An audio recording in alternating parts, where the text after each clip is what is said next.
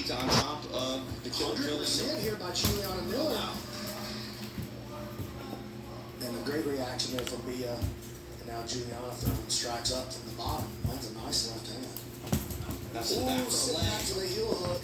Now changing it off to a toe hold. Knee line is free though. Good job by Juliana reacting with it. She lands a strike off the bottom again. The composure of the killer, ice cold as Juliana Miller rolls through. Eats a nice little short right hand, making her think, thrown by Mesquita. And it really affected Juliana's approach to the guard right there. Bia just walked past her guard because of it. Now Bia with a great position. And Juliana she's struggling, but she wants to get that left elbow back to the inside and try to frame.